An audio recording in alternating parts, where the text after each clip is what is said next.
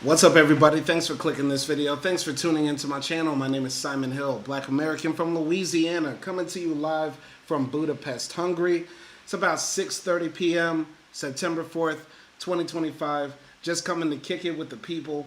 I'm starting a call-in show series, just straight up call-in show.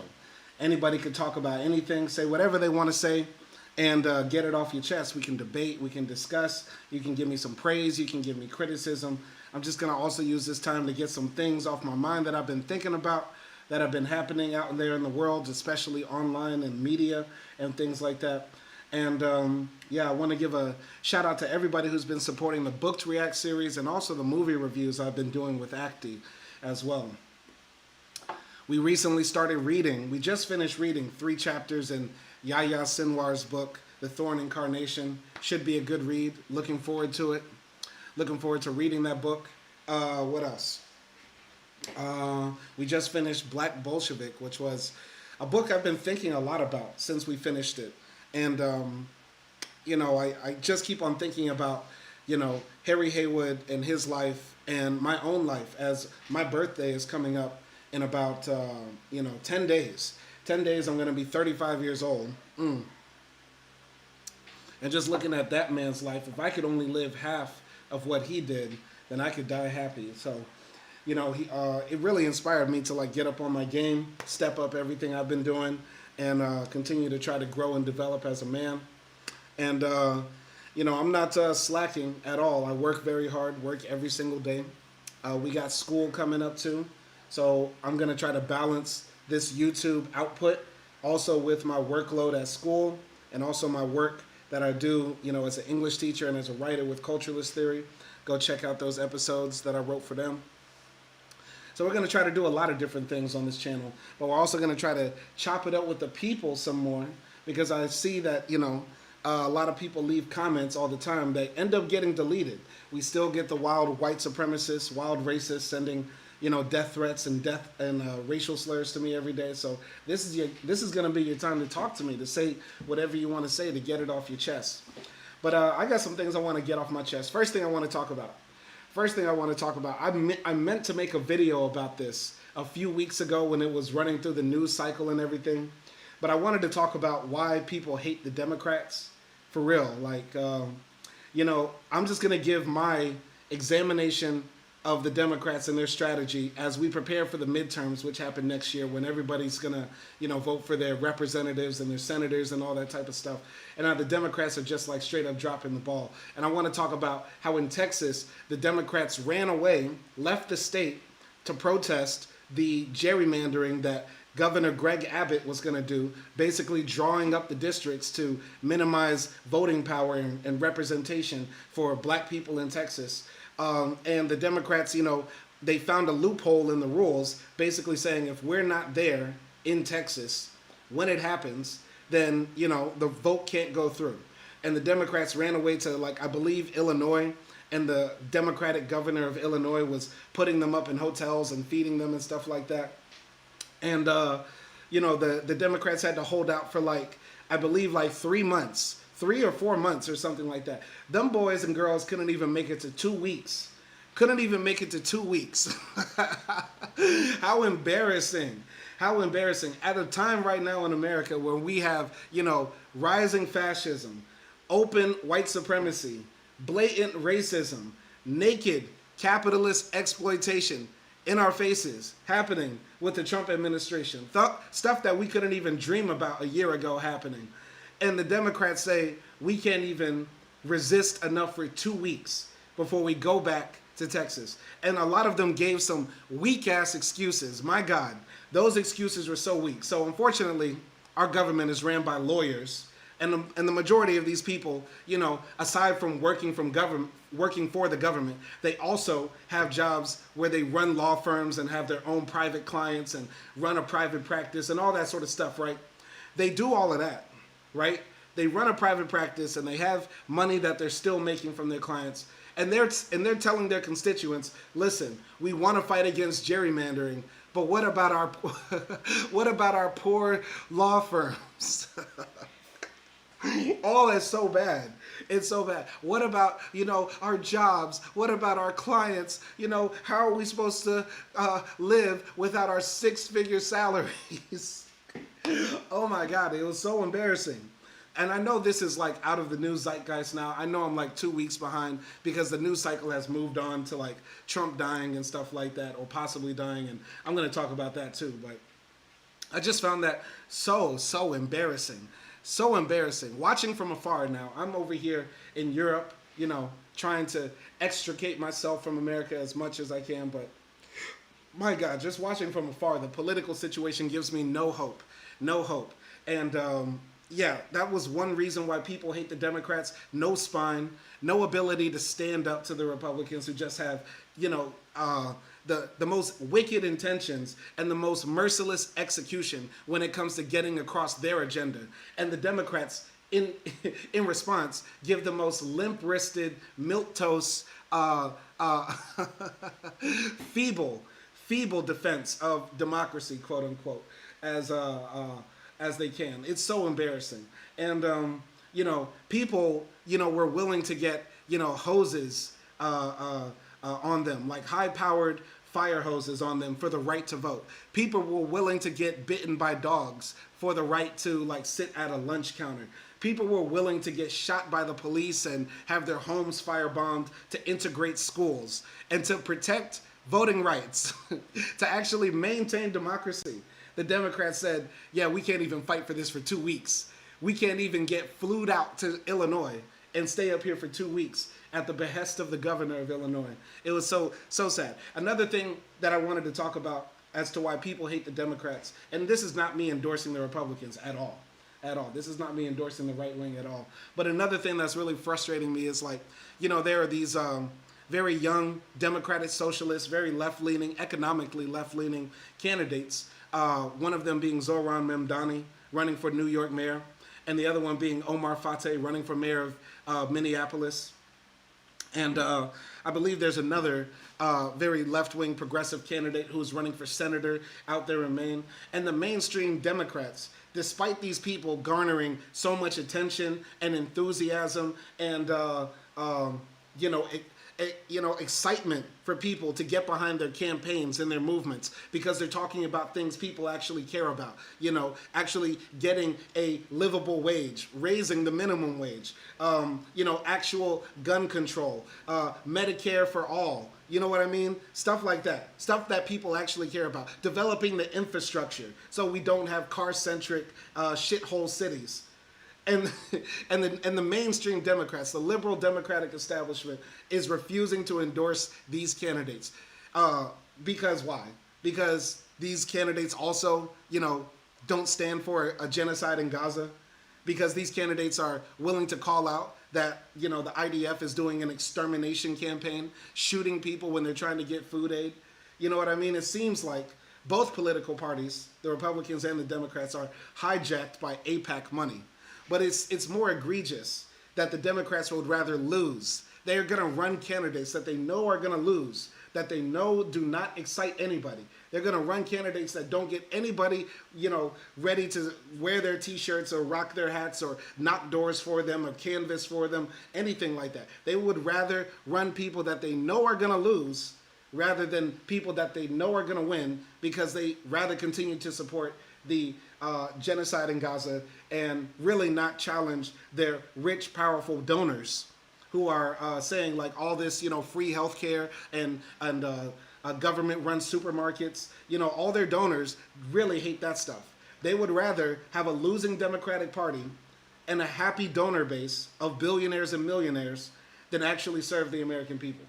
And that's what's so frustrating. And that's why we hate the Democrats. That's why we hate the Democrats. Now, we got to make this clear. I'm not a Democrat, left-wing, far left-wing communist, Marxist, socialist, whatever you want to call me, man. Definitely not affiliated with that party, though I might be registered as one. But it's just so frustrating to see this happening from afar as I'm watching, over here in Europe. And I'm going to keep it real. Out here in Europe, it's not that much better. We're seeing a rising tide of fascism all across the world. And what a horrible time to be alive it is. But it seems like there's no real resistance that has the type of power or force that the fascists have right now. or the right-wing conservatives, reactionaries, whatever you want to call them. So that's something I wanted to get off my mind. Another thing I wanted to talk about is Dr. Umar. Uh, I think we've all seen Dr. Umar's fall from grace, and boy, this needs to be studied. This will be studied in history books years from now. How Dr. Umar, went from, I believe it was like 12 or 13 years ago, the culture was on his side. I remember back in 2014, 15, seeing Dr. Umar come across my, For You page and my algorithm and suggestions and stuff like that. And Dr. Umar was somebody I was like, okay, I get what that brother's talking about. And he actually seems serious, and he's about business, and he is well educated and a great public speaker. But now he's talking about, his bank accounts were frozen, and Dr. Umar now needs donations, brother, because the Marcus Garvey, Frederick Douglass Academy for Boys is now being closed by the state of Delaware illegally, brother. And I need donations, brother. They shut down Dr. Umar's bank accounts, brother. I think recently he got his bank accounts open again. But now he's talking about going on $500 dates with single moms to try to get donations for the school. And I'm like, bruh, what is happening here? What is happening with Dr. Umar? I really think, even though he is a psychiatrist, a psychologist, whatever, he needs a therapist. Dr. Umar really needs a therapist. He should talk to Acti. I'm going to get Acti to talk to Dr. Umar. And I know Dr. Umar is going to go crazy on her, saying that she took a good black man from the community, which she did. But, but somebody needs to talk to Umar. Somebody needs to sit him down, because it can't be that hard to put together a curriculum. It can't be that hard to do an online course. It can't be that hard to put together a reading list. You know what I mean? It can't be that hard to write his own textbook. You know what I mean? Basic stuff if you want to run an educational institution. And I think also, he wanted to do everything by himself. That's the problem with Umar. He really just wanted to make himself the center of attention. He didn't form an organization. He just wanted to go on Instagram Live and get Cash Apps and PayPals from lonely single mothers who thought his, beard smelled like, shea butter and the finest of Tom Ford cologne. You get what I'm saying? And it's a sad fall for Umar, for real. And I'll still check out his interviews. And I'll still check out the viral clips, because the brother is captivating when he speaks, and I hope to be as good of a public speaker as he is one day. But man, oh man, the fall from grace from Umar is truly sad, truly sad. Now on to another topic I wanted to talk about is Tariq Nasheed. Tariq Nasheed going on DJ Vlad, and him having a moment with DJ Vlad when he's talking about Drake and whether Drake is FBA, meaning if Drake is a foundational black American. Now, if you don't know who Tariq Nasheed is, that's a long story, but I'll just summarize it. He used to be a minor TV celebrity who wanted to break into the entertainment industry by any means necessary. Tariq Nasheed ended up writing, self-help books for men, teaching them how to get women. He was one of the first, I would say, not a pickup artist, but red pill type of gurus who were teaching men, how to mac women, etc. And as he explains it, he said that he started shifting his content away from talking about how to get men to have sex with beautiful women, because the issue of race kept coming up. And if black men, which were primarily his audience, wanted to sleep with white women or Latino women or Asian women, there's a different set of rules, because white supremacy is in play. And that's what I'll never disparage Tariq Nasheed about, is that he honestly acknowledges the impact that white supremacy has on our lives and in our ways of organizing and interacting with each other, whether that be interpersonally or whether that be socially in large groups. And he didn't create, but he sort of coined the term foundational black American, which is, black people that are descended of slaves who have been in America for generations, right? And so, the qualifications to be a foundational black American, or FBA, is that, you have to have lineage tying you to the people that were in bondage in the 13 colonies or the United States of America for generations, right? Which I do have, which I do have, which I do have on my father's side. And there's a video on my channel where you can see my lineage all the way going back to people that were enslaved in Virginia in the late 18th century. So that's definitely a part of my history. But as I've been very open and honest about on my channel, my other side of my lineage is tied to a people that fought against enslavement and created their own maroon community in the country of Belize, which are the Garifuna people of Belize, who, as the story goes, the Garifunas were brought on a slave ship. They killed the white people that were piloting the slave ship and set up their own community with the Native Americans in Central America. That is the myth and the story as it goes. I would like to learn more about it, and I will be reading about it. But anyway, in the conversation that Tariq was having with Vlad, Tariq said that Drake is not really a foundational black American, despite his mother being a white Jewish woman from Canada and his father being a black man from Memphis. And Memphis, by the way, is not flooded with, black immigrants. There's not a bunch of Nigerians running around Memphis, or Jamaicans or Barbadians. You know what I mean? I grew up in Louisiana. I'm from the South. Everything is straight up white and black.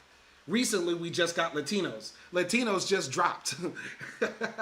Latinos just dropped in the South.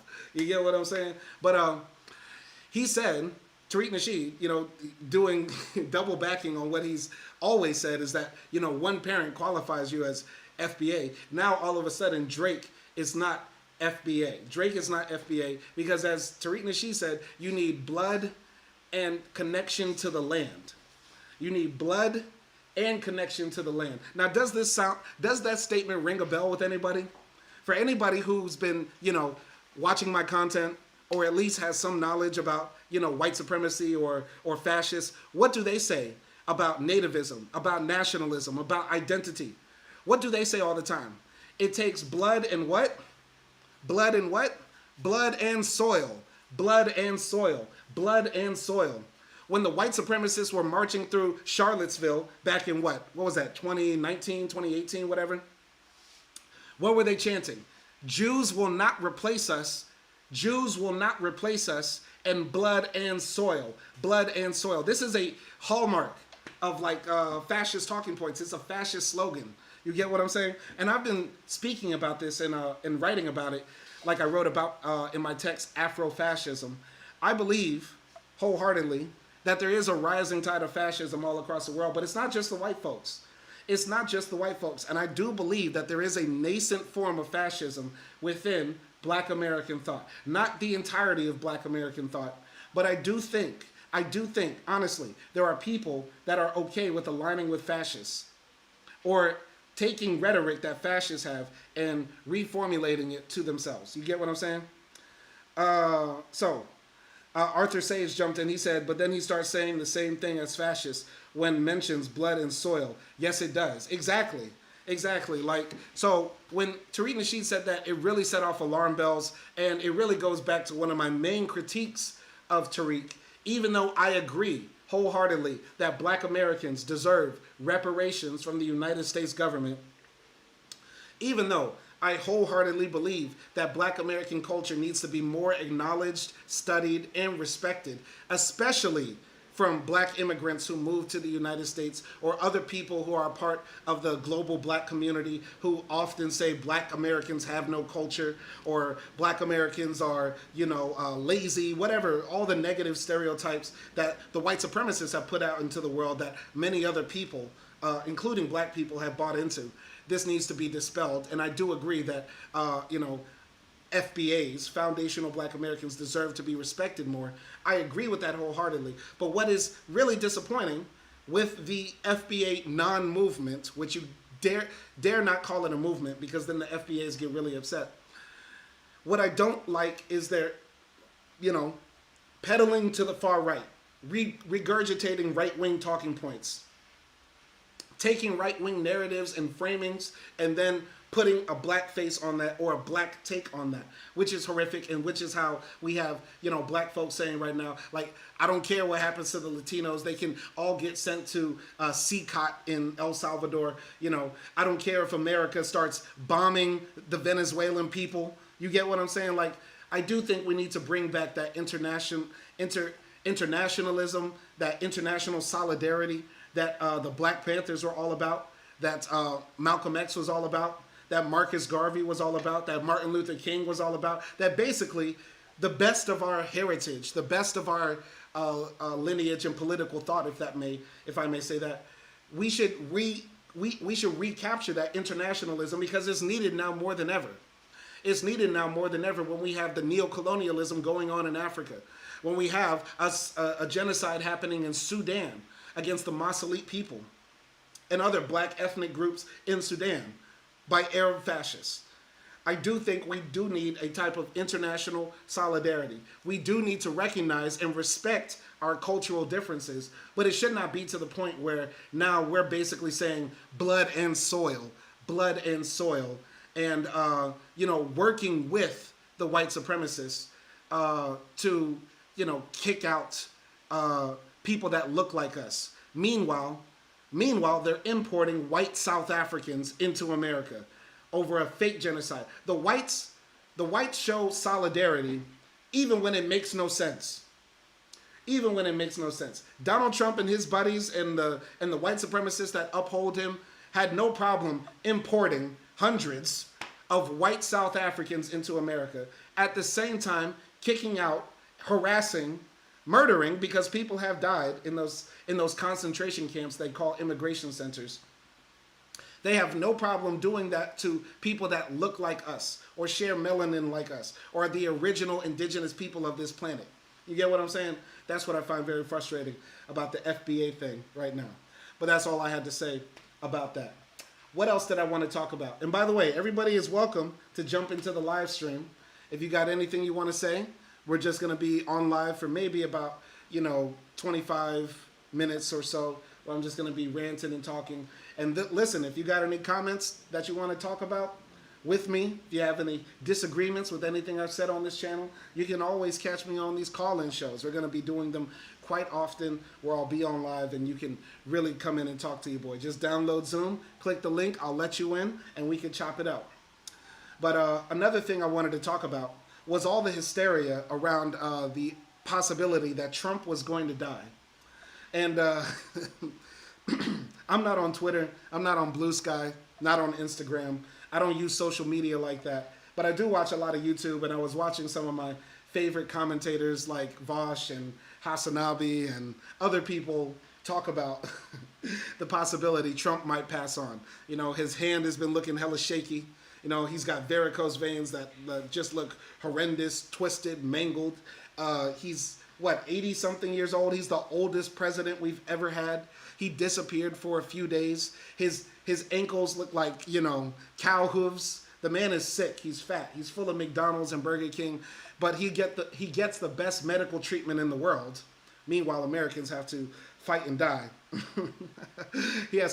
Americans have to fight and die and scrap just to get basic medical coverage. But there was a possibility that Trump was going to die. Many liberals and leftists were very excited about it, but also fearing the idea of a J.D. Vance presidency. I would like to know what y'all think about that. Do y'all think, a J.D. Vance presidency is really that scary? Because I think Trump is uniquely evil.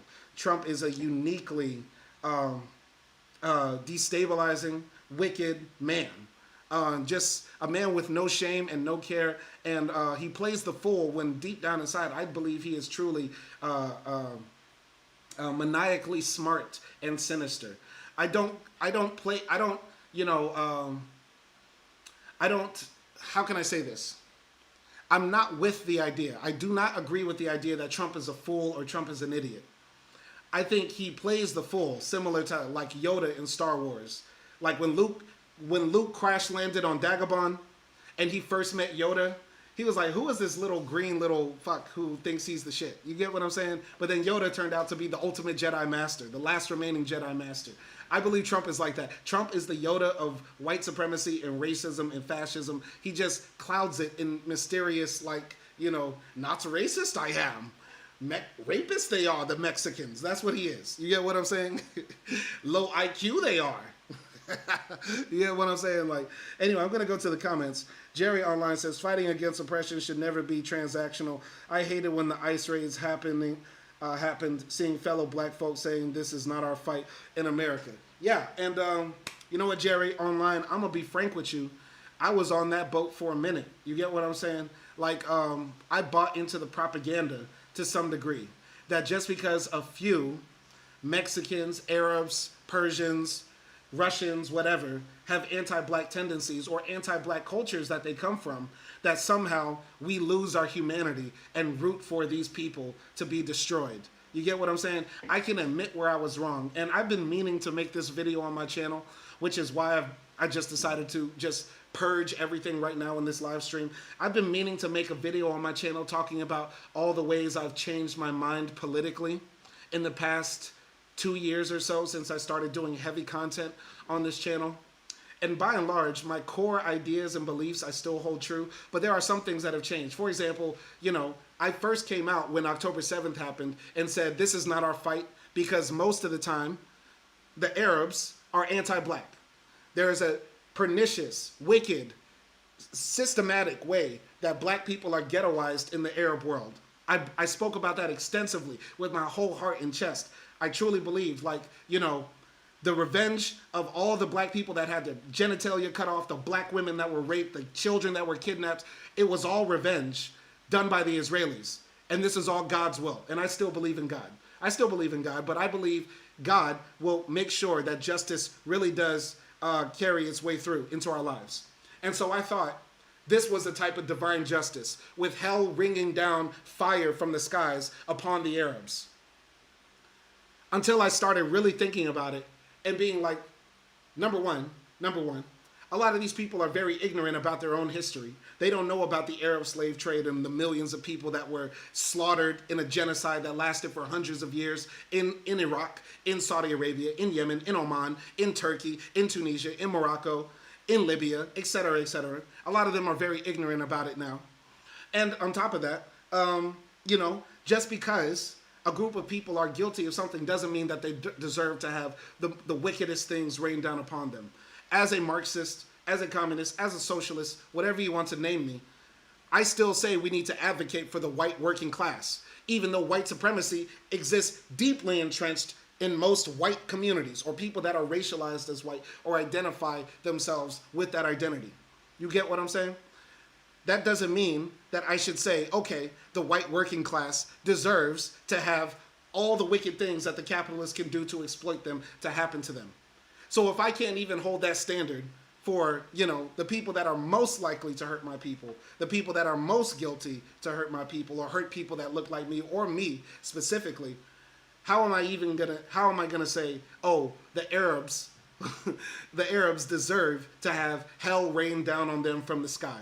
Now, I do not think that means that we should be silent about the fact that in Gaza, in and of itself, there are black people ghettoized, living in an area called Abid, where they get mistreated by the police and have the lowest economic standards and all those things like that. You get what I'm saying? That's not what I'm trying to say.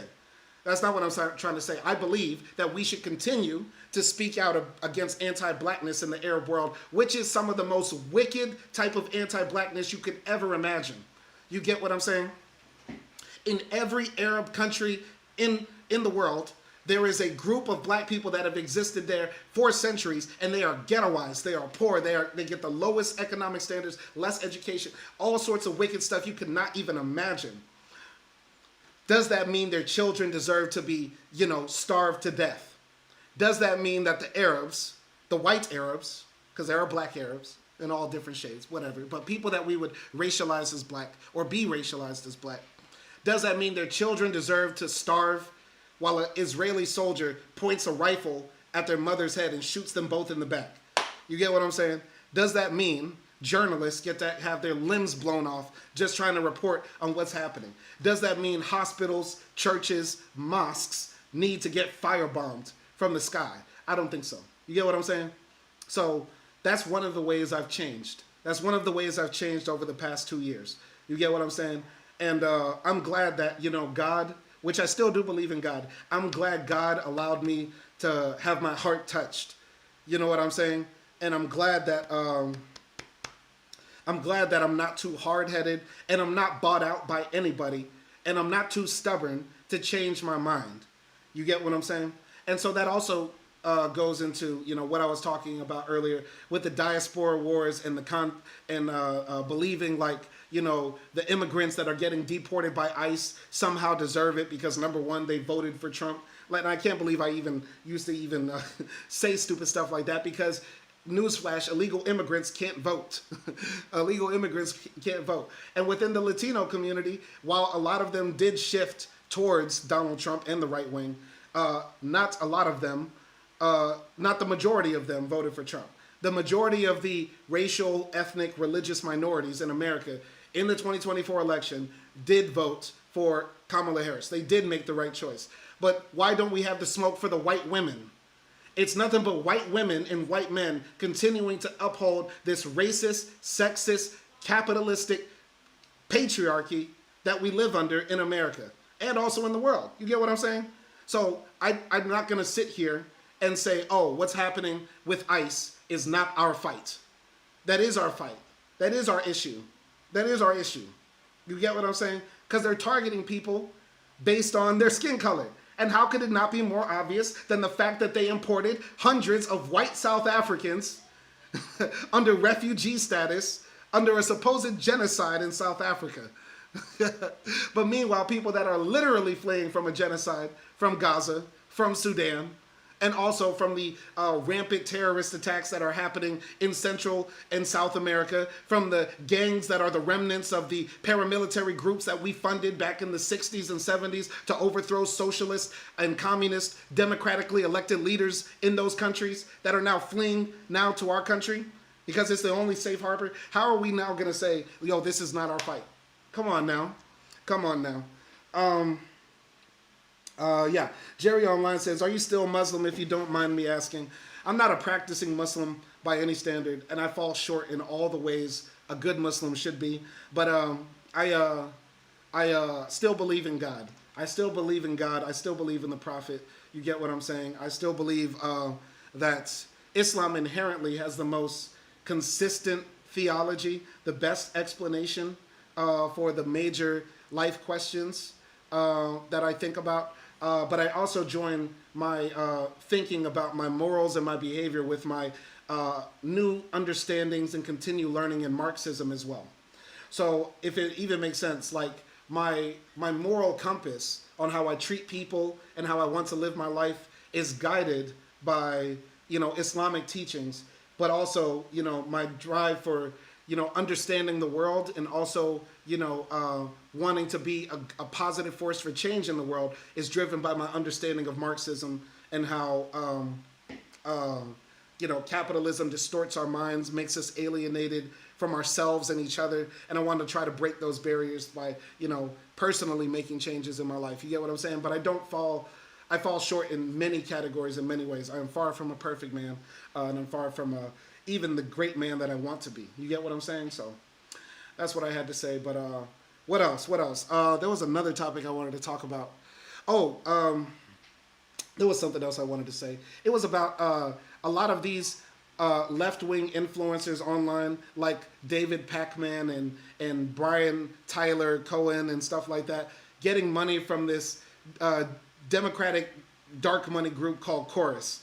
I don't know if y'all heard about this, but essentially, some of your favorite left-wing creators, and a lot of them seem to pop up out of nowhere. Like there's this guy on YouTube called Adam Mockler, this white boy named Adam Mockler. And I swear to God, he popped up out of nowhere with like 1 million followers and just started cranking out these Midas touch-like videos like, oh, Trump gets roasted by the Democrats, or you won't believe what the Republicans did in Missouri, stuff like that. Like he started pumping out this content and getting like tens of thousands of views sort of overnight back in like at the end of the 2024 election. And I'm like, where did these people come from?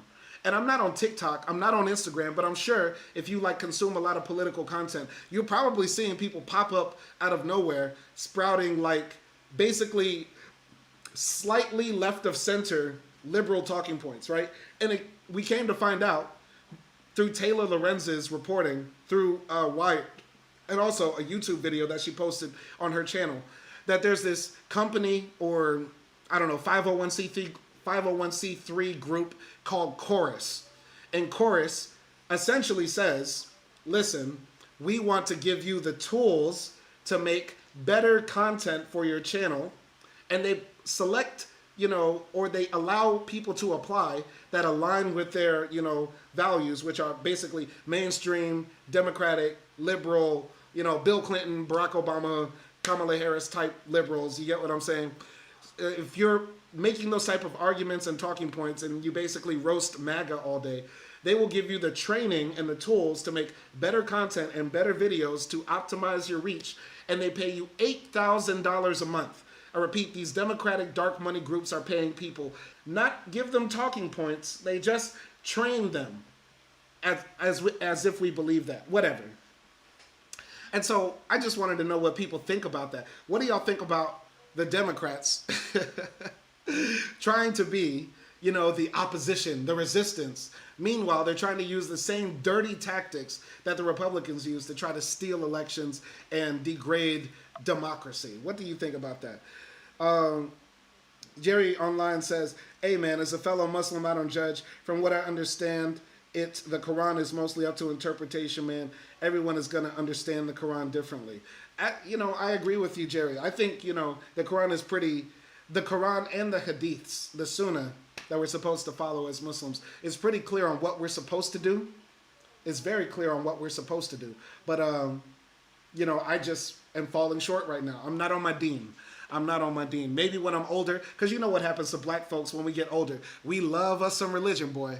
It's nothing, nobody loves Jesus, Muhammad, Buddha, Krishna than an old black person. Boy, old black people love us some religion. And when I'm probably, inshallah, if I live to like 65 or whatever, I'm probably going to love me some Muhammad and Allah, boy. I'm probably going to be really turned up. But Arthur Sage says, you think you could teach Islam? Maybe. Maybe I could teach Islam. Maybe I could if I got some training, learned some Arabic, all that good stuff. But I was thinking about becoming an imam or a sheikh when I was living in Tunisia, because Tunisia has one of the best Islamic schools in the Arab world. I forgot the name of the university. It's Kairouan, the University of Kairouan. I wanted to study there when I was there, but it didn't end up happening. So, what up, Nelson? My guy Nelson Moreno is up in here. What's good, boy? It's good, man. Can you listen to me? Do I sound good? Yeah. I think you sound good. Let me know in the chat. Let me know what y'all think. Does Nelson sound all right? But how you been, man? Yeah, I've been here, man. Getting high and shit. Getting high as fuck, boy. How's the weed out there in Portugal, man? It's fire. It's fucking sucks, man. It sucks, man. But y'all get that hash straight from that Moroccan booty hole. Of course, man. Straight from jail. Man, what's happening out there in your country, man? Or how you been, man? What you want to talk about? Uh, like, well, do you see in the news that like a thing, like kind of a train? I don't know how to say it. Like fucking collapsed. Collapse where? A train collapse where? Like you seen on the news, it's like everywhere in Lisbon. Like, let me see. Nah, I didn't see that. That didn't go international. I'm sorry. Was it a major Yes, train it did. Come on, collapse? man. Like, did many What? people die or something? It's just 15 people. 60 people? 17, 17. Look, it's right 17. here on Reuters on the initial page. It says Portugal investigates crash on historic Lisbon funicular Oh, that is that one killed of those trains 16. that go up the hill? Yeah, that exactly. Damn, that's sad, man. Are those things kind of old? They're kind of old, man, but they left. How do you say? Maintenance. They left it for like another contractor, so they could maximize profit. So obviously this happened. Oh man, that's crazy. So they're like building these things, but they're not upkeeping them, because it costs too much money. No, they're upkeeping them, but with not with the company itself, because uh, now it's in the private sector, that kind of thing. Oh, But before, it was the company itself. They used to fix and do the upkeeping and so forth. yeah, man, that's crazy. That sucks. Yeah, it's Sorry to crazy. hear that. I But hope. what do you think? I don't give a fuck about that, to be honest. What do you think of young rat Young and little Thug. baby mama? What's the Hey, I wanted to talk about that. Thank you for reminding me. Like, all right, so I don't disagree with what Young Thug said about Kendrick. I feel like, what he's saying is like, okay, Kendrick like wants to say he's for the people, but he never puts anybody on his albums, and he doesn't do any features. And like for me, like I used to be a rapper back in the day, and it's like every rapper feels like they're the shit. They feel like they're a superstar, and they feel like if you collaborate with somebody, it's like a camaraderie. Like we're in this industry together. You know what I mean? So Yeah, I feel like what Thug was saying about Kendrick wasn't that off. But what you think? yeah. I think he was right. Honestly, I think Kendrick. It's very ironic that he's a black Israeli. Because he does the same shit that like he accuses his opponent doing, but he Mm-hmm. does it a lot more covertly. Yeah, And he's a lot more ungrateful about it. yeah, yeah. I think He's, like I he's don't more know. demanding, I would say. What's up? He's more entitled. Yeah, he is entitled, and he knows like he's special. Like, because Kendrick is one of those artists like a Jay Z, like a Eminem, who is just that magnetic. Like everybody Yeah, wants to go to the show. They want to hear his next verse. So he knows he has that power. But like, that was Drake a few years ago. You get what I'm saying? Drake was the man that everybody wanted to hear from. And now look at Drake. Now nobody cares. You know what I mean? So it could happen to Kendrick too, and I think he should realize like how you come up is also how you come down. You know what I'm saying? I don't know. Kendrick is never gonna pop like Drake is gonna pop. You don't think so? You don't think he's gonna like fall off? Like, is Of that course not. Of you don't course think not. you don't think Doesn't Kendrick make like one album in every 4 years or something? that's true? Yeah, but I think You cannot be pop. You cannot like get pop level without acting pop. I get what you're saying. Hold up, wait. Let me.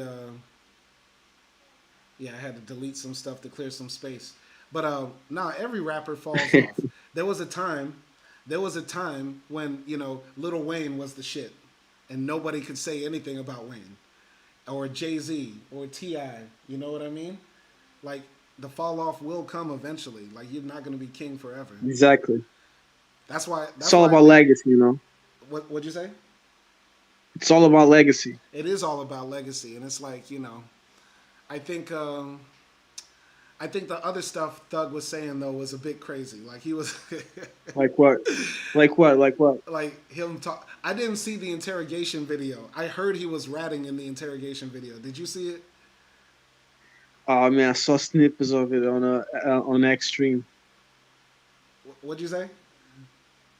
I saw snippets of it on Academic Oh, Stream. you saw snippets. Okay, I um Yeah. I listened to all the jail calls though. Oh I yeah, yeah. I listened to Who all the put jail. that out? Who leaked that? I don't know, man. Somebody like Was it Fonnie Williams? it might be Fanny. Man, I Yeah. don't know. But I think damn, that was so crazy. Like what he was saying about Gunna, which is he was like buying him streams and stuff like that, and like he made it seem like he really did a lot for Gunna. You know what I'm saying? Did you see Star Wars? Of course, I've seen Star Wars. You seen the prequels? Of course. When I was listening to that, I reminded me of like Palpatine and Anakin Skywalker. How? Like, this ungrateful little nigga. Like he's dumb as fuck and stuff. But in real life, like in his face, he's like bringing him in. He's helping him. Yeah. But because he's a Sith, there's resentment there. There's hatred. There's like, look at this fuck face. Yeah. Yeah. Yeah. I feel like I have not. I've never liked Gunna. I've never like jammed his music. I used to jam a few Young Thug songs. So I feel like Thug is like underrated talent wise.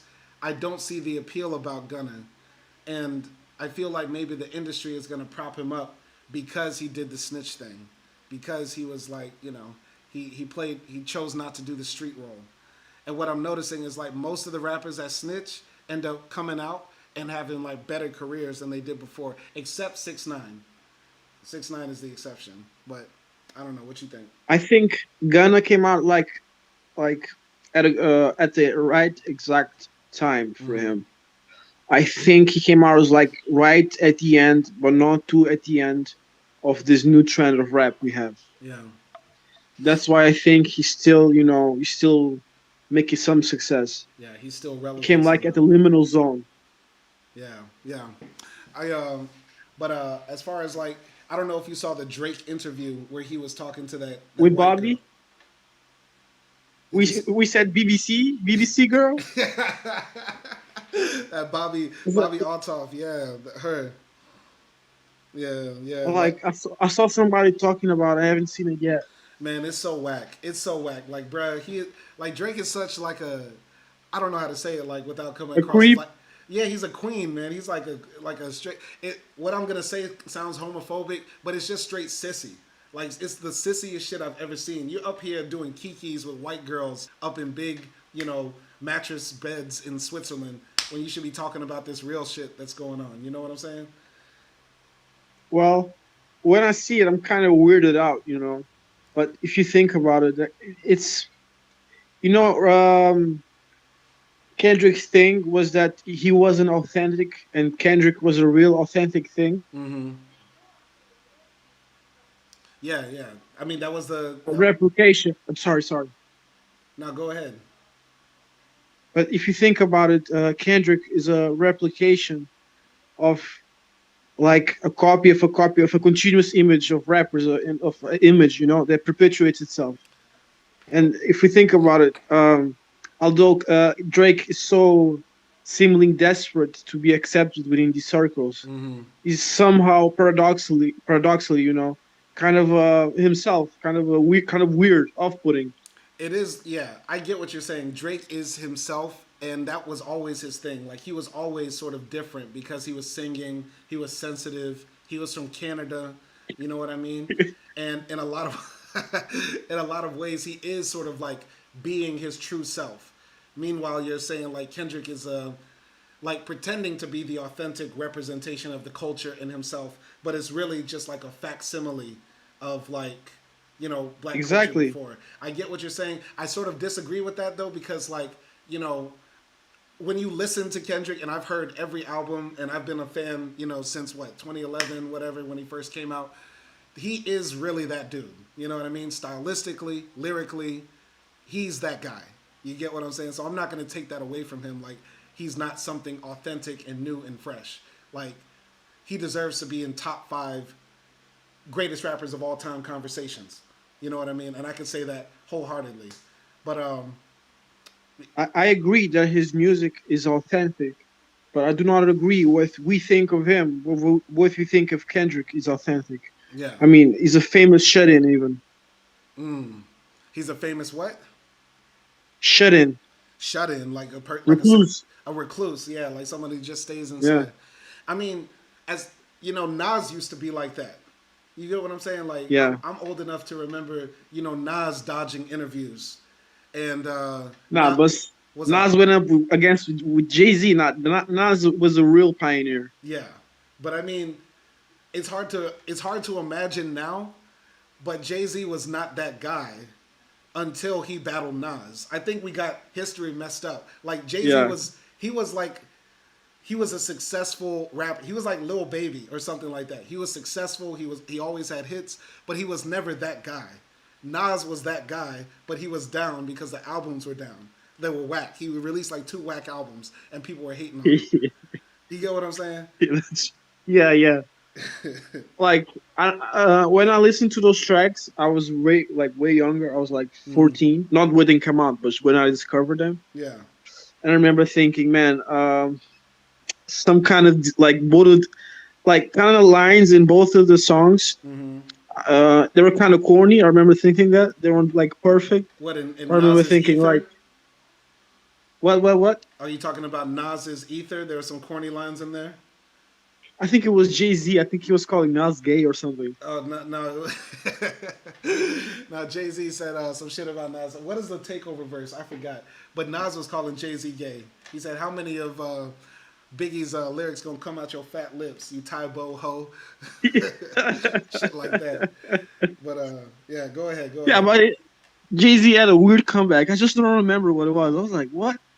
Jay Z said that his comeback to Nas when Nas dropped Ether was that he's had sex with Nas's baby mother, and he said I left condoms in your baby seat, and then he apologized because his mama called up to the radio and said, Oh yeah, it was that. It was that. Yeah, it was that. I remember that. It yeah, was. but but going back to Drake and Kendrick, like Drake obviously took that L by filing the lawsuit. You know what I mean? And everything else he's Yeah. done since then, like, sexy songs for you, interviews with Bobby Altoff, like, he is his authentic, weird, girly self. But I think we have the right to say as fans, like, yo, this is not what we want. Like, we don't want to see you go out like this. You know what I mean? Um, like I do have some rather maybe attachment to Drake, but it's like I don't really care what happens to him. So Yeah. if he crashes and burns, in Dune and Dune Messiah. Man, I wish I had a book with me right now. He says like the straightest the chair or something or the ladder Mm-hmm. that a leader builds or something, a Mm-hmm. figure builds an idol. Yeah. The straightest will be his fall. Uh, if you know what I mean, if I'm Like, the straighter you build a talking ladder, the easier to fall off it, or something like that. something like that. Yeah, Yeah. not bigger the ladder, not bigger the fall. It was But the more something straight else. up it is. Yeah, it's just like if you think about it, Drake came out of like a narrow path of Mm. like a very low likelihood of getting the success that Yeah. he. But now the walls are closing in. Yeah, I And think it's not. Yeah, yeah, it's not like he built his whole, reputation on being that guy. And the ladder was like straight up. Like, he had that win with Meek Mill.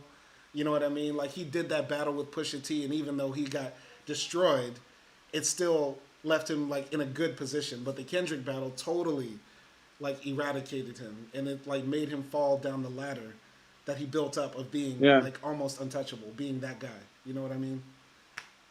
yeah. It was like you're a general or something, Mm-hmm. and you're beating all these guys, but then your luck runs out one day. Yeah, yeah. And I don't think it's impossible for that to happen to Kendrick too. That's what I'm trying to say. Like, But you know what's crazy though? mm-hmm. Kendrick isn't answering these disses from the other guys. Drake did. mm, mm. But who Like, else was dissing remember Kendrick? what Young Thug said that he was putting people on Oh yeah, Drake? yeah. Even in dissing, he was putting people on, man. Think Mm, about it. mm. He treated this like you think Kendrick is like beefing with Big Sean or fucking I don't know Hell no. And Sean has been calling his ass out for years. Like, Kendrick and for Sean many have been years, going back and many forth. years. Yeah, and then when J. Yeah, Cole, you know what I mean? I feel like J. Cole stepping out of the battle made it easier for Kendrick, but harder for Drake. You get what I'm saying? That yeah. because You J. know what I Cole's. think happened? Hmm. What happened? Tell me. I don't know. Maybe like something about the time, the wind, the earth, fucking fire. I don't know, but people were really, really in Kendrick at that moment. Mm-hmm. And I think if he went online, he went people saying stuff like, "There's no way you could beat Kendrick. There's no way. Mm-hmm. There's no way. This one, you think Butterfly sucks. You're lame or something like that." He saw the wind where it was going, and he was like, "You know what? Let me get out of here, man. Let me get out of the train before Mm. I fucking crash." Mm. You're talking about Drake or Kendrick? Like, saw where the wind was going. J Cole. Oh, J. Cole saw it. Okay. I mean, yeah, like like I think there was some stuff that happened behind the scenes because I remember Schoolboy Q or somebody saying like they approached J. Cole and say you don't want none of this, like just fall back. You know what I mean?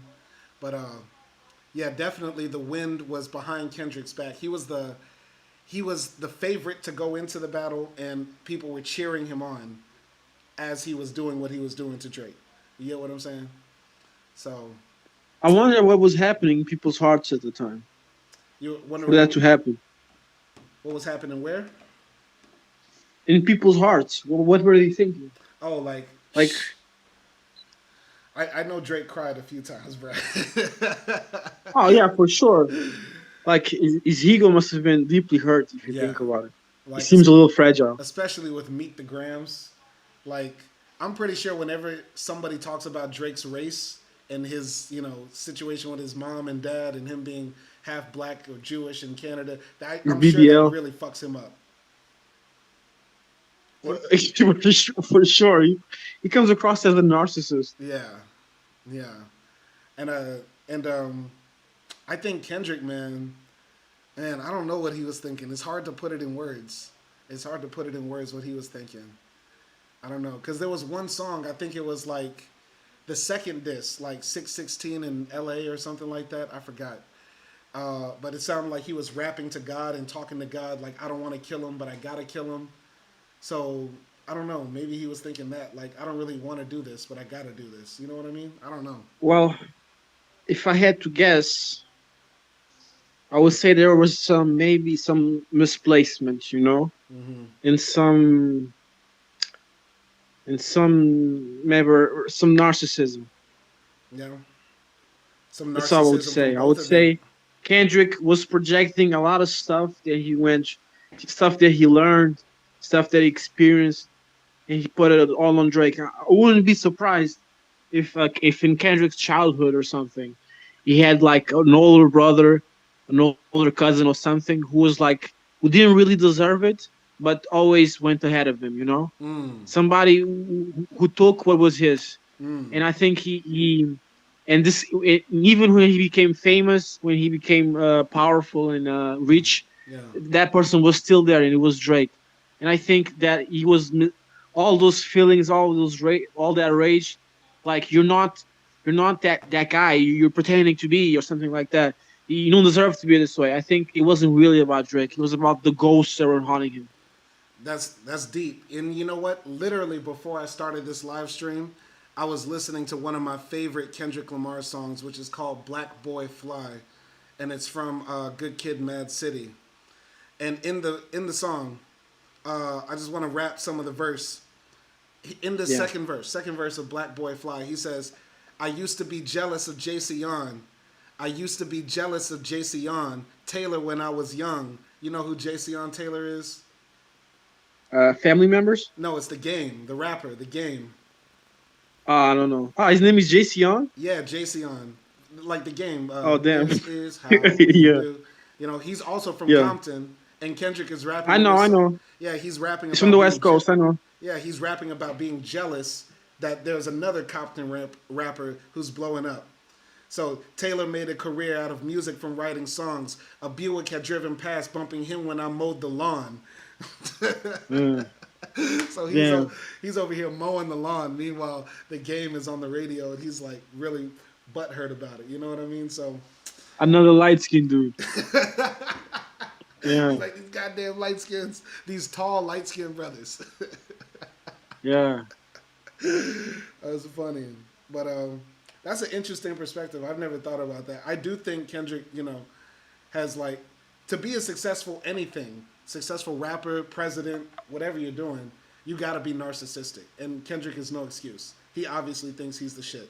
You know what I mean? Well, I think there's narcissism is like on a spectrum, like a level on a video game. Yeah, You get from level 1 to level 10. yeah. I'll say most people are like a level 3, maybe 4. Hmm. I would say Kendrick is like a level 8.5, which is surprising because he's like 5'5" or something. So how can you be a narcissist and be like so short? Yeah, yeah. I think it's even more than that. I think it's a 10. I think to reach the levels that Kendrick and Drake reach, they have to be a 10 equally, both of them in narcissism. I just think the way they express it is a bit different. So going back to like what Young Thug was talking about, like Kendrick don't want to bless nobody. He thinks he's so big he doesn't have to do anything for anybody else, right? And Drake, on Yeah, the other hand, believes he's so big that he can make anybody a star, like Bobby Altoff, yeah, yeah, yeah, who has no for talent. sure. Bobby's got no talent. She's a horrible podcaster, horrible interviewer, no talent at all. But Drake feels like, oh, if I stand next to her long enough, I can make her something. You know what I mean? Yeah, I think it's lust too. I think Drake is lusting after her for some reason. And she's not even that hot. That's like She's okay. She's normal. she's she's like a Dog, that's a Hungarian four. So I'll carry your four. Damn. That's a Hungarian four, man. Oh no, single mom with two kids and a Jigglypuff Two face. kids, Yeah, she got two kids. light skinned kids. Some mutts. No, she's one of those white women that makes kids with white dudes, but then dates brothers later. That makes sense. I don't judge her. Okay, but Yo. yeah. What else was on the topic today? Oh man, I was just ranting and raving about a bunch of stuff. But the Thug thing, thank you for bringing that up. I thought Young Thug was a good topic to talk about. That's definitely what I wanted to talk about. But I guess I'll ask you. I wanted to ask your opinion. What do you think about Trump possibly dying? Do you think that would make a difference in like all these right wing movements all across the world? You know what I mean? I'm sure in your country you got a right wing movement inspired by MAGA and Trump and all that stuff. Like, do you think So if he passed away, it would make that much of a difference, or nah? so I'm gonna be honest, man. I'm gonna be really honest. Mm-hmm. We are in a new dark age, Mm. right? Things are bad, and they're gonna get much, much, much worse. Mm-hmm. From here on out, things are gonna get worse. Mm-hmm. So let's say it's the communist revolution, right? Mm-hmm. Fucking Lenin died. Mm-hmm. Doesn't matter if Lenin died. The Mm. revolution is on. They have Stalin, Trotsky, and Mm. some other guys, some other divas out there. Mm. So, I mean, when Trump got on, it was a beginning of a new age. Mm. When he got reelected, Yeah, I get what you're saying. I feel like Trump, to a certain degree, is uniquely evil. Like he made some choices that were just individual choices that were just uniquely sinister, like denying he lost the election and making people run into the Capitol and killing police officers and getting his own supporters killed. You know, uh, him like basically telling his supporters like, "Hey, this COVID-19 thing is not very serious," and like thousands of people die across America. Like he made some individual choices. I feel like that make him uniquely sinister. You get what I'm saying? So I also you hear know you. what makes him Mm-hmm. sinister for me? What's up? Sorry. But I just You know want what to say makes I him hear what you're sinister for saying me? about like a dark age. Like yeah, Lenin died, but Yeah, the Soviet Union lived on, and then pogroms and gulags and shit like that. So go ahead. I'm not comparing the Soviet Union with the Dark Age. I'm just saying that there's a new movement of Mm-hmm. right wing, far right populism, and it's on. It's not going to die anytime soon. That's what I mean to say. Obviously, communism would be much better Absolutely, than that, in my opinion. absolutely. But what I was saying, like, what's really perverted about the whole thing, what's really like surreal and very, very dark, very, very dark. If you think about it, he's raping an entire nation, right? Yeah, But the person he's like sodomizing, really raping, it's his own supporters, yeah. Him right? and his billionaire buddies. Yeah, yeah. No, no, like this is support. It's been our buddies. They're raping his supporters also. Yeah, Mm-hmm. and what's really perverted about it, it's like the supporters they're enjoying their own rape, Yeah. and in enjoying their own rape, they feel like at least for moments that they're like the rapist. Mm. That's what is really sick about it for me. Mm. I mean, it is kind of twisted, yeah, because like we see these crying MAGA supporters like, why'd they deport my wife? No, he sent my wife back to Cuba.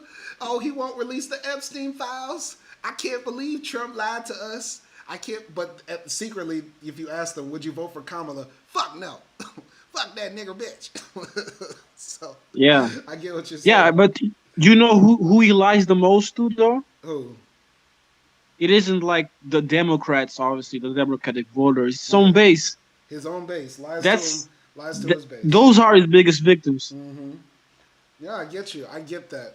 It's just I feel like because his base is a cult. When the cult leader dies, when Jim Jones dies, when the next whatever dies, there's usually nobody that can fill that space.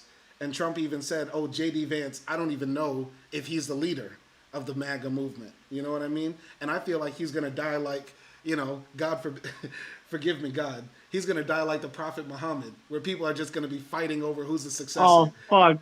You get what I'm saying? Who's the I real know what you mean. They're successor? gonna split. I know we're gonna have Yeah. Sunni and Shia MAGA. Mm.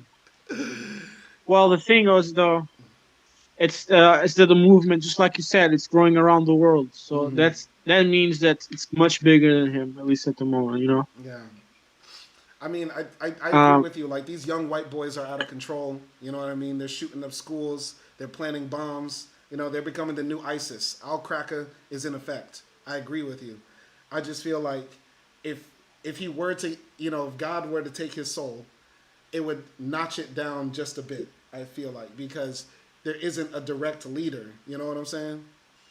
And that's what I just feel like. well, one thing is Hitler dying while his regime is dying, right? Hmm. Another thing is Hitler dying while the regime is well and alive, meaning that you know a much bigger thing that a man alive is a man dead. You know, Mm. so maybe in theory you could stab things like calm things down a little, but maybe he would just become a martyr. Yeah. And that's the most annoying part. Like, for the rest of my life, I'm gonna have to hear like, he was a hero. He was a he was a martyr. He was a shaheed. Well, I don't know about that one. They're gonna say, You know, you, do you know what's really unprecedented about all of this? "What's up?" About this new dark age? It's that we are like in the very close to a completely new form of life, a new form of thinking. So a thing like so revolutionary, you could only compare it to the will, fucking electricity, or even the fucking sun. Mm-hmm. A whole new life in the universe. AI, hard AI, artificial general intelligence. Mm-hmm. And if governments like fucking MAGA, oh my god, got ahead of fucking super intelligence, like something like a god, basically. Mm-hmm. Yeah, I don't know how the world's gonna go, man.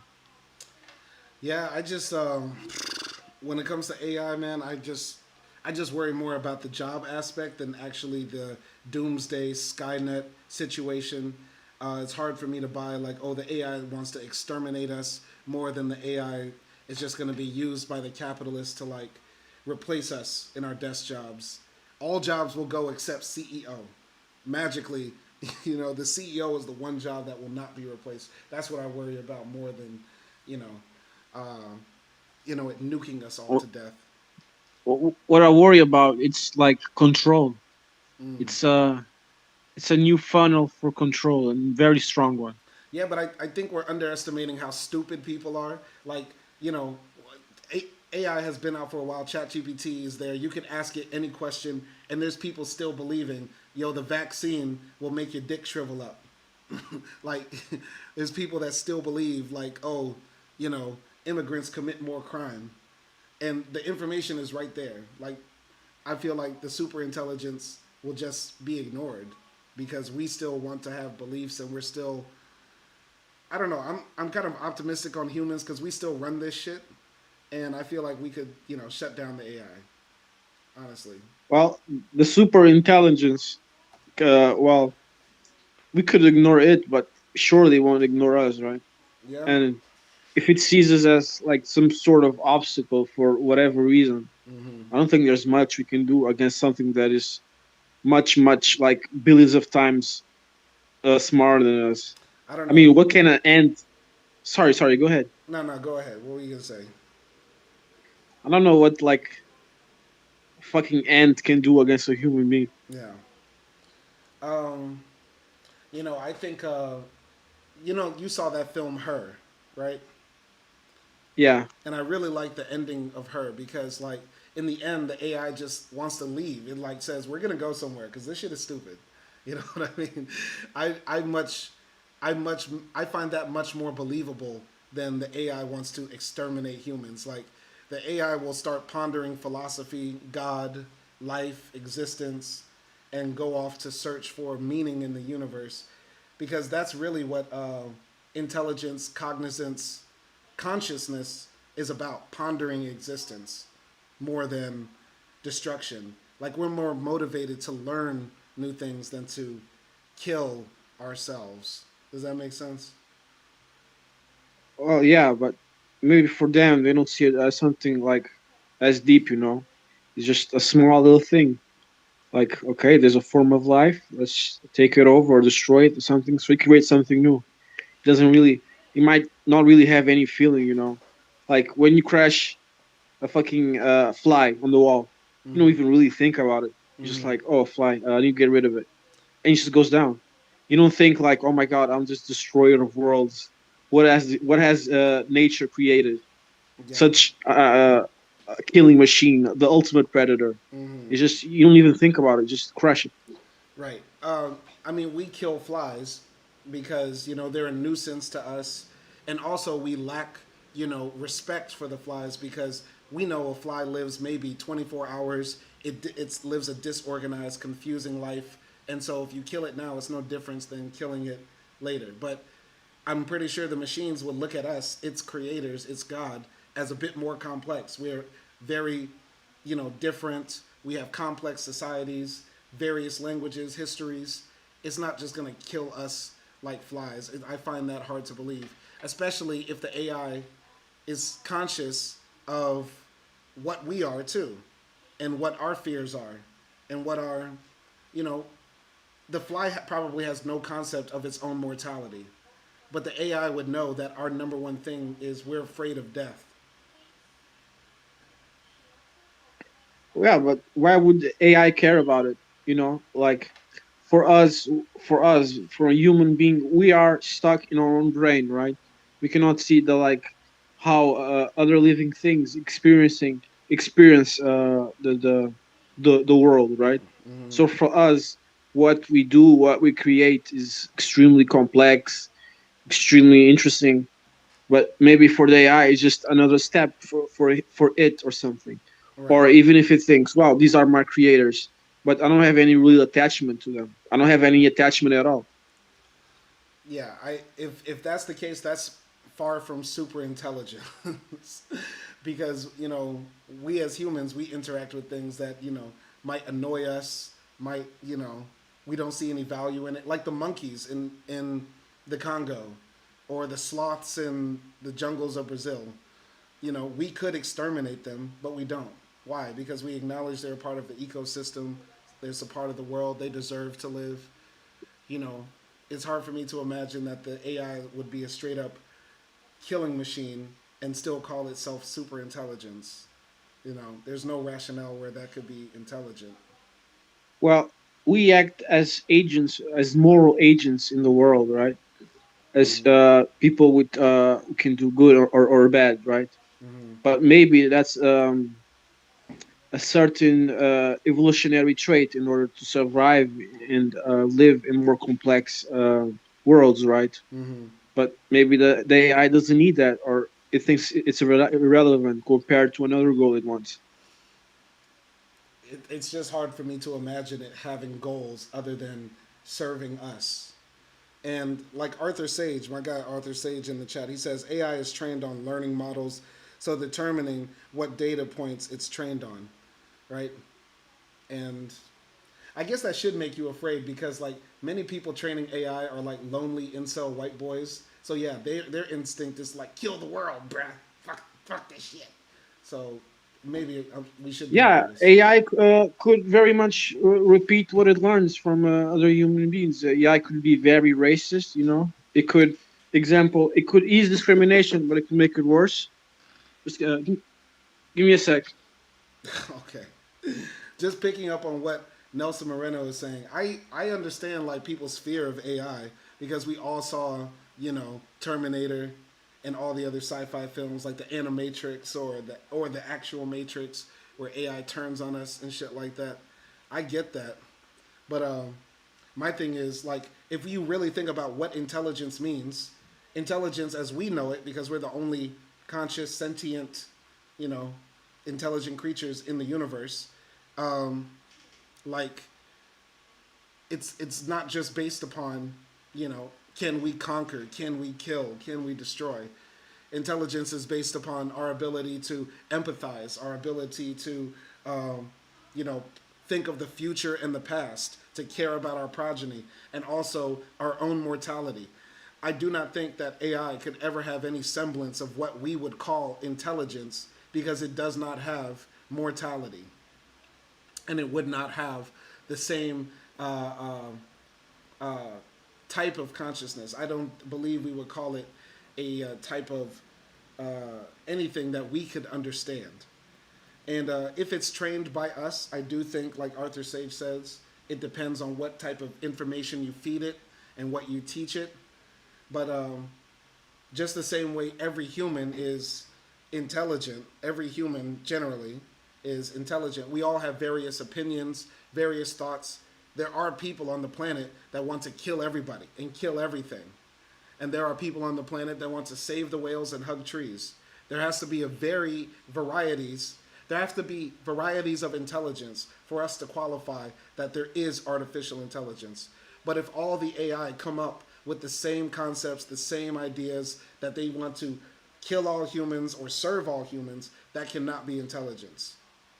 If the war against machines versus humans happens, the only way that we can qualify that we're fighting against something intelligent is that there will be AI machines that would take our side, AI machines that we will be fighting against, AI machines that will be neutral, AI machines that would be, you know, trying to flee the conflict. You get what I'm saying? But if all of them reach the same conclusion, that is not an intelligence. That's a hive mind type of beast. And humans, I believe, are capable of conquering any beast. Even in the Terminator movies, we end up defeating Skynet. Even in the Matrix, we end up defeating the machines. So I don't know. That's my thoughts on AI. And I haven't thought all day about it, but that's just what I think. So anyway, I'm gonna be wrapping this up soon. I know my guy Nelson just left, but this has been a call-in show that I hope y'all. Yo, Oh, what's up? I gotta go now. Yeah. My mom, like, she broke her keys. I gotta go help her. Okay, no problem, man. Um, just wanted to say, if you could watch, the Spike Lee movie, Highest to Lowest. Highest to lowest? Yeah, I didn't see it yet though. If you guys, you and Acti, if you could review the original one. This Oh, is a remake yeah, the of Japanese High one, and Low, high and low. the Japanese one. Yeah. All right, we'll check it out. All right. If you want, I could join in on the review if you guys are on. Yeah, we might do it on live. Okay. Okay. All right. All right, catch you next time. And shout out to Catch everybody you. who tuned in. Shout out to Arthur Sage, Jerry Online. Shout out to Real Prison Talk with Tommy and Kamal. Shout out to everybody who tuned in. Come on, don't be scared. Come on and join the live stream next time.